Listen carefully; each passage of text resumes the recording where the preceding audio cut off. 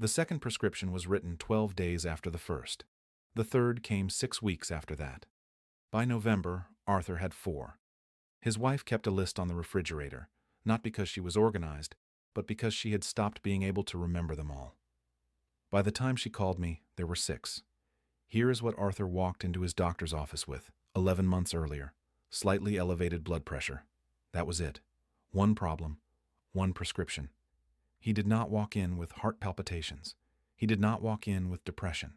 He did not walk in with confusion or memory loss. He walked in with high blood pressure, left with 1 pill, and 11 months later, he was on 6 medications. And not one doctor had ever looked at all 6 at the same time. What happened to Arthur is not a medical error. It is not negligence. It is something far more common, far less visible, and far more dangerous than either of those things. It has a name that most people over 65 have never heard, and it may already be happening to you. In this video, I'm going to show you exactly how a single prescription can multiply, how one drug side effect becomes another drug, becomes another, in a chain that no one in the medical system is positioned to catch, and I'm going to give you the one tool that can stop it before it starts. At around the 9-minute mark, I'm going to give you the 3 most common drug combinations that trigger this chain, the specific medications found in the majority of these cases in adults over 65. I want you to look at your own list when I do, because there is a real chance you will recognize something.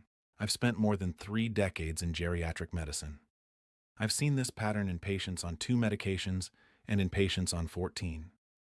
The one thing they always have in common is that nobody saw the chain, until something serious happened, and someone finally laid every prescription on a table and looked at them together. Let me start with something you probably remember from childhood. The telephone game. One person whispers a message to the next, who whispers it to the next, until it reaches the end of the line completely changed. Nobody lied. Nobody was careless. The system just wasn't built to preserve the original message. The prescribing cascade works exactly like that. A drug enters your body and sends a signal, a side effect, muscle aches, a persistent cough, swelling in the ankles, a change in mood. That signal reaches your doctor at the next appointment, but it arrives distorted because it doesn't look like a drug side effect. It looks like a new condition. So a new prescription is written. That second drug sends its own signal. Another appointment, another distorted message. Another prescription follows. Nobody made a mistake. The system just wasn't built to hear what the original drug was trying to say. And here is the part that took me years of practice to fully understand. The reason this keeps happening isn't because your doctors aren't paying attention. It's because the medical system was designed for something your body is not. Think about how most people over 65 receive their care. A primary care doctor, perhaps a cardiologist, a rheumatologist for joint problems, a neurologist. Each of them sees you for 15 to 20 minutes, a few times a year at most. Each one reviews their piece of your history, the part that relates to their specialty. And in most cases, they are not reviewing a complete current list of everything the others have prescribed. This is not a failure of individual doctors. It is how the system was built. Built for acute illness, a broken bone, an infection, a single disease. Not for the complexity of an older body managing several conditions, with several medications, prescribed by several different people over several years. In that gap, between what one doctor knows and what another has prescribed, the cascade grows. Silently. Prescription by prescription. Now I want to take you back to Arthur, because what happened to him is the clearest example I can give you of how quietly and how completely this can unfold. Arthur was 74 years old, a retired engineer. Sharp, active, walked 3 miles every morning without fail. His primary care doctor found his blood pressure slightly elevated at a routine checkup and prescribed amlodipine, a calcium channel blocker. A commonly used, reasonable medication. It worked. His blood pressure came down, but within a few weeks, Arthur noticed his ankles were swelling, both of them. By evening, he could see the puffiness through his socks. Ankle swelling is a known, documented side effect of amlodipine. It affects up to 10% of people who take it. But at Arthur's next appointment, a 15-minute visit, no time to review the full side effect profile, his doctor saw swollen ankles and prescribed furosemide, a water pill, a diuretic. The furosemide brought the swelling down. but it began pulling potassium out of Arthur's body faster than his diet could replace it. Low potassium in an older adult affects the heart. Arthur began experiencing palpitations, a fluttering, irregular heartbeat that startled him awake at night. His doctor took this seriously, referred him to a cardiologist. The cardiologist, who had never seen Arthur before and was working from a summary of recent records, saw the palpitations and prescribed metoprolol, a beta blocker, to steady the heart rate. The metoprolol worked on the palpitations, but beta blockers are well known for causing fatigue, low energy, and in some patients, a flatness of mood that looks a great deal like depression. Arthur's wife noticed it first. He was quieter, less interested in the things he used to love. At his next primary care visit, his doctor noted a depressed affect and started him on sertraline, an antidepressant. This is where it becomes truly alarming. SSRIs, antidepressants like sertraline, carry a documented risk of hyponatremia in older adults. Low sodium. The kidneys of someone in their 70s do not regulate sodium as efficiently as they once did. When an SSRI disrupts that balance further, sodium can drop to levels that directly affect the brain. Arthur became confused. He lost words in the middle of sentences. He had trouble following conversations he would normally have led. His wife took him to a neurologist. Cognitive testing showed impairment. The neurologist, who had recent lab results but not the full medication timeline, made a diagnosis of early-stage cognitive decline, possibly Alzheimer's disease, and prescribed a memory medication. 6 medications. 11 months. One starting point, slightly elevated blood pressure. He did not have Alzheimer's disease. He had a prescribing cascade. When someone finally laid the full picture out, every prescription next to the date it was written, every symptom next to when it had begun, the chain became visible. The amlodipine had caused the ankle swelling. Every medication that followed had treated the damage done by the one before it. When Arthur's medications were carefully reviewed, the diuretic adjusted, the blood pressure medication switched to one that doesn't cause edema, the others gradually and safely tapered under medical supervision. His palpitations resolved. His energy returned. His sodium normalized.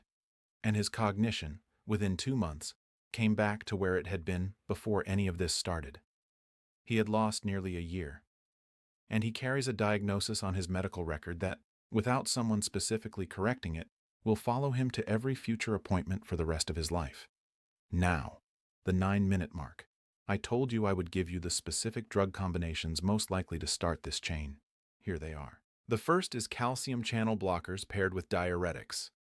Calcium channel blockers, amlodipine, felodipine, nifedipine, are among the most commonly prescribed blood pressure medications in the world.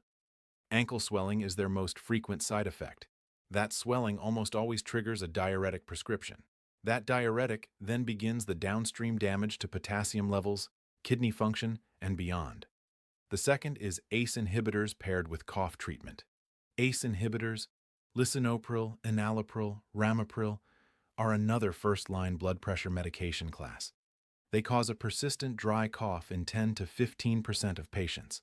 That cough rarely gets recognized in a short appointment as a drug side effect.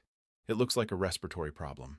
It gets treated as one job with cough suppressants, sometimes with inhalers, occasionally leading to a referral and a respiratory diagnosis that was never necessary. The third is NSAIDs paired with kidney or blood pressure medications. When a pain medication, ibuprofen, naproxen, or a prescription anti-inflammatory I, is added to an older person's regimen, it reduces blood flow to the kidneys. In a body where kidney function is already reduced by age, this shows up in lab work as rising creatinine levels. Doctors respond by adding medications to protect the kidneys, medications that then interact with other drugs, require further monitoring, and extend the chain. Look at your medication list. If you see any of those pairs, you have a conversation to bring to your next appointment. I want to say something clearly before I tell you what to do. The doctors in Arthur's story are not the problem. Every one of them made a reasonable decision with the information available to them. The cardiologist did exactly what a cardiologist should do when a patient presents with palpitations. The neurologist did exactly what a neurologist should do with cognitive impairment showing on tests. Each one acted responsibly on an incomplete picture. You are the only person who moves through every appointment, every specialist. every prescription. You are the only one positioned to see the full chain if you know what to look for. And now you do. 3 things. You can start all 3 before your next appointment. The first is what I call the single steward rule. Every medication you take, from every doctor, every specialist, every telehealth visit, every urgent care stop, needs to be known by one doctor who holds the complete list. Not a summary. The full list, with doses and the dates they were started. Bring that list to your primary care doctor and ask this directly. Are you aware of everything on here, and does anything concern you when you look at it all together? That question alone changes what happens in that appointment. The second is the symptom timeline. A simple notebook, or a note on your phone, where any new symptom gets written next to the date it started. Then, on the same line, write the date of your most recent new prescription or dose change. You do not need any medical training to recognize a pattern. A symptom that begins 2 weeks after a new medication is a conversation to have. It may be coincidence, but it may also be the beginning of a chain you can stop before it becomes 11 months and 6 prescriptions. The third is the pause question. The most powerful thing you can say when a new prescription is being written. Before you accept it, say this out loud. Before we add this, could what I'm feeling be a side effect of something I'm already taking? 7 seconds. That is how long it takes. And that question, asked before the prescription is written, is what stops the cascade before it starts. Not every time, but far more often than anyone realizes. Go back to where we began. Arthur walked into a doctor's office with slightly elevated blood pressure. He was healthy, active, and sharp. 11 months later, he was on 6 medications with a diagnosis of early cognitive decline. He didn't have cognitive decline. He had a chain of reasonable prescriptions, each one responding to the damage done by the one before it, written by doctors who never saw each other's work. His story doesn't have to be yours. If you know someone who is on multiple medications and sees multiple doctors, a parent, a spouse, a sibling, a friend, share this video with them. Not to frighten them. Give them the name, the Prescribing Cascade, because knowing what it is called is the first step to seeing it, and seeing it is what stops it. Before you close this video, I want you to do one thing. Think about the number of doctors who have written you a prescription in the last 2 years. Not the number of medications, the number of prescribers. Your primary care doctor, your cardiologist, the specialist you saw once, the urgent care you visited last winter. Count them. Write down that number, because next week I'm going to share what researchers found when they specifically studied patients with 3 or more prescribers. What happened to those patients' medication lists, and what the data showed about outcomes. Some of what they found is more serious than most people expect, and the solution is more straightforward than you might think. That number you wrote down, hold on to it. Come back next week. One important note before you go. Everything in this video is for educational purposes only and is not a substitute for the guidance of your personal physician. Please do not stop or adjust any medication without speaking to your doctor first. If you believe a prescribing cascade may be affecting you, bring your full medication list and this video to your next appointment. That conversation is not a burden on your doctor. It is exactly the kind of conversation geriatric medicine exists to have.